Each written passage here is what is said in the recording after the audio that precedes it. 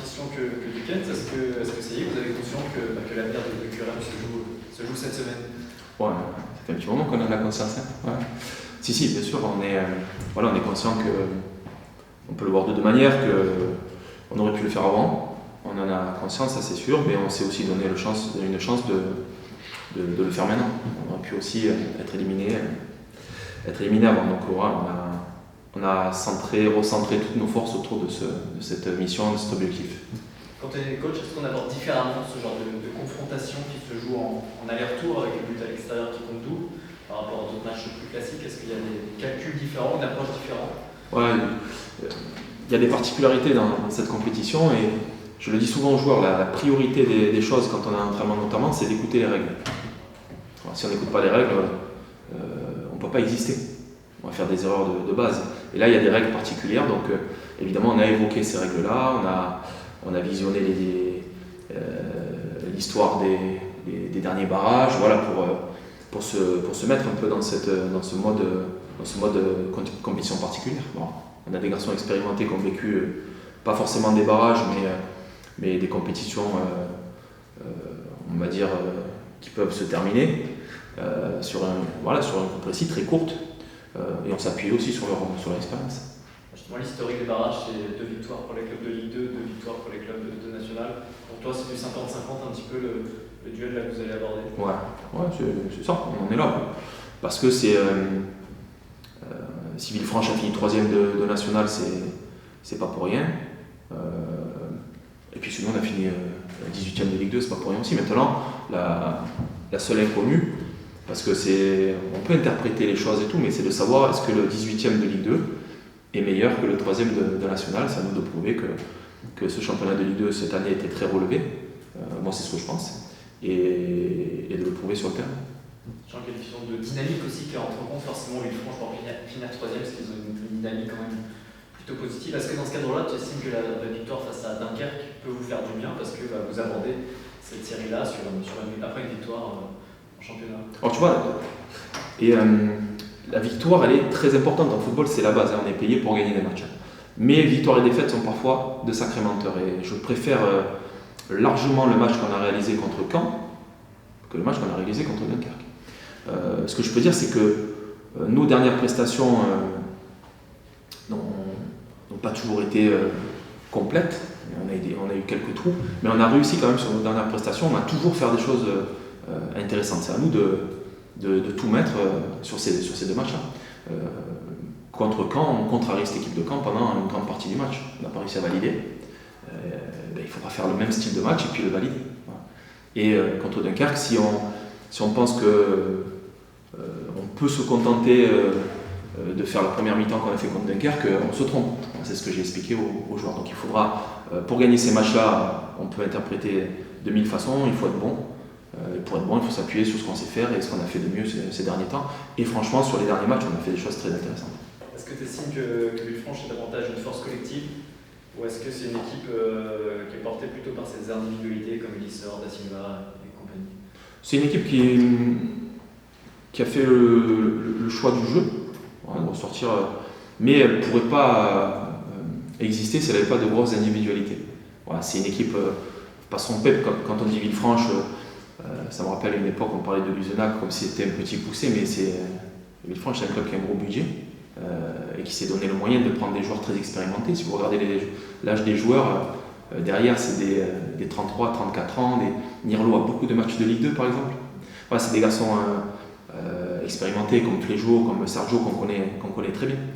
Donc c'est une équipe qui a mis un projet de jeu en place, mais elle s'appuie sur des individualités pour pouvoir le faire. Tu penses que face à vous, avec l'enjeu, ce sera une équipe fidèle à elle-même, qui jouera, qui proposera du jeu, qui fera vivre le ballon, ou je pense qu'elle pourra peut-être revoir un peu ses plans parce qu'il y a des enjeux, c'est une victoire. Je pense pas que tu puisses te rogner comme ça dans cette période de l'année. Après, si chacun fait ses choix, mais je crois pas. Ils ont été bâtis pour jouer de cette manière-là. Je pense qu'ils vont garder leurs principes. Ça me paraît logique. On parlait de l'équipe de Villefranche qui fait le jeu. Est-ce que malgré tout, vous attendez un match compliqué parce qu'ils font le jeu, mais ils sont très solides derrière, c'est la 2e meilleure défense de National. Est-ce que vous attendez un match avec très peu d'espace où Non, bien sûr qu'on s'attend à un match compliqué, parce que tous les matchs de foot sont compliqués. Vous le voyez parfois en Coupe de France aussi. Je veux dire, aujourd'hui, il n'y a pas de division pour moi sur ce match-là, c'est des barrages. Voilà, il y a une place en Ligue 2 et il y a deux équipes qui vont batailler pour prendre cette place en Ligue 2. Et comme je vous le disais, ils ont des joueurs expérimentés qui connaissent la Ligue 2. Ils ont l'expérience des barrages. La problématique, elle est là. La question qu'on peut se poser, c'est est-ce que, un peu comme je l'évoquais pour le match du Paris FC, est-ce qu'ils vont utiliser ce barrage qu'ils ont vécu l'an dernier comme un barrage expérience? C'est dur de maîtriser le cerveau. Hein. Ou est-ce que ce qui s'est passé lors de ces barrages va leur tourner dans la tête comme un échec? Le scénario est assez cruel. En plus, ça veut dire qu'ils gagnent le match aller, ils sont en position de passer, de monter, et finalement, au match retour, ils passent à travers. Donc, je ne sais pas, je ne suis pas dans leur tête. Il y a deux possibilités, mais ça, on ne le maîtrise pas. Nous, on va essayer de faire en sorte de maîtriser ce qu'on peut maîtriser. Le fait que Florian ait été décisif face à Dunkerque, ça peut lui faire du bien avant d'affronter ce genre de barrage. Enfin, tu as été rassuré de voir aussi certains joueurs étaient encore concernés. Tu utilises moins, je parle de Florian notamment. Mais... C'est une des bases, hein. Tu sais, je pense qu'il y a parfois certaines équipes dans notre situation où tu vois des mecs lâchés, penser à leur destin personnel avant de passer au destin du club, mais les garçons qui étaient sur le banc l'ont prouvé, quoi. La rentrée de Flo a été bonne, la rentrée de Yacine a été bonne, voilà, il y a eu la rentrée de tout le monde a été. On a senti les garçons avoir envie de montrer qu'ils étaient capables de participer à ces deux matchs. Donc ça, c'est vraiment ce qu'on a bien aimé, notamment sur les 10 jours. Il y a un groupe, il y a quelque chose qui se dégage quand même. Voilà, tu ne sens pas une équipe du tout en perdition. Tu sens une équipe qui a envie d'aller se frotter à cette équipe de Villefranche à égalité. Il y a 0-0, ça sera où nous. Il n'y a pas de favoris sur ce match-là. Ils sont peut-être favoris sur le match aller parce qu'ils sont chez eux et nous peut-être au match retour parce qu'on sera chez nous, mais c'est tout. Parce qu'à cette période de l'année, les 3 quarts des footballeurs sont en vacances ou commencent à envisager leur futur. Est-ce que tu as dû rappeler aux joueurs que les vacances c'est pour plus tard et que leur avenir aussi, c'est pas le moment de penser et qu'il faudra attendre la semaine prochaine pour le faire? J'ai pas eu besoin, mais c'est dès la fin du match contre Caen, où on était très frustrés, très frustrés, et notamment on était encore plus frustrés à la fin du match quand on nous a expliqué ce qui avait été dit au joueur à Ibra Cissé qui a fait un penalty qu'on ne peut pas refuser.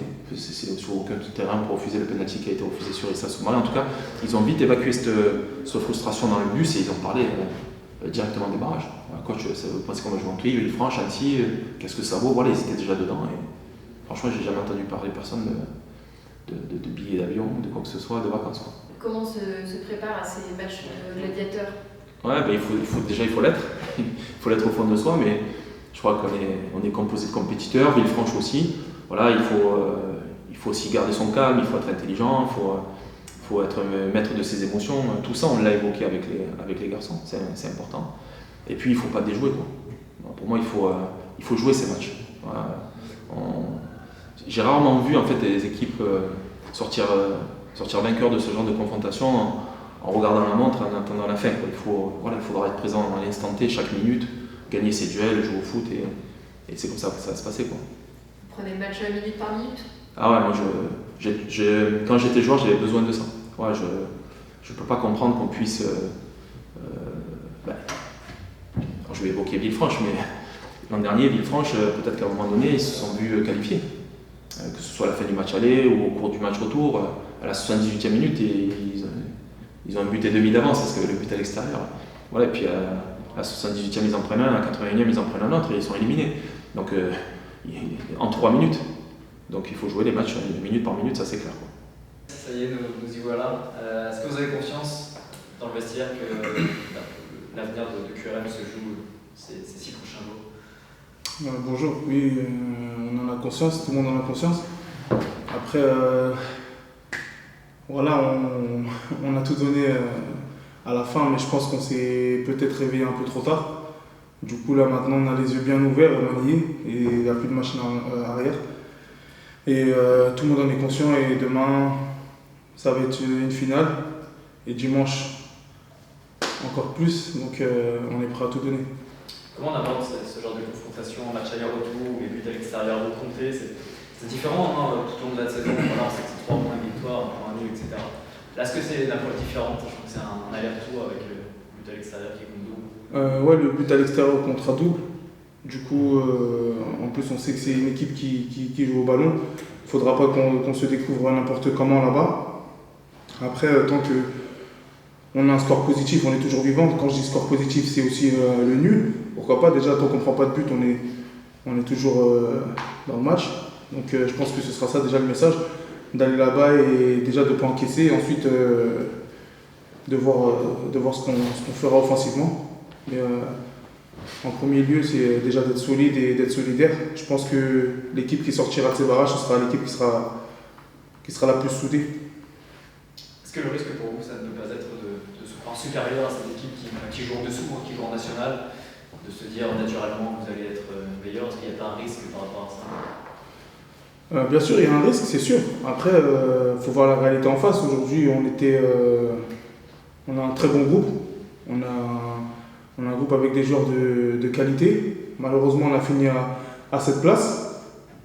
Pour moi, je pense qu'il n'y a pas de hasard dans la vie. Si on y est, c'est aussi pour quelque chose. Et du coup, eux, ils ont terminé dans le haut du tableau de national. Je pense que ça se vaut. On ne va pas dire non plus qu'on joue contre le dernier de national où voilà, où à mon avis, il y a quand même un sacré écart. S'ils sont là aussi, c'est pas pour rien et il ne faudra pas les négliger.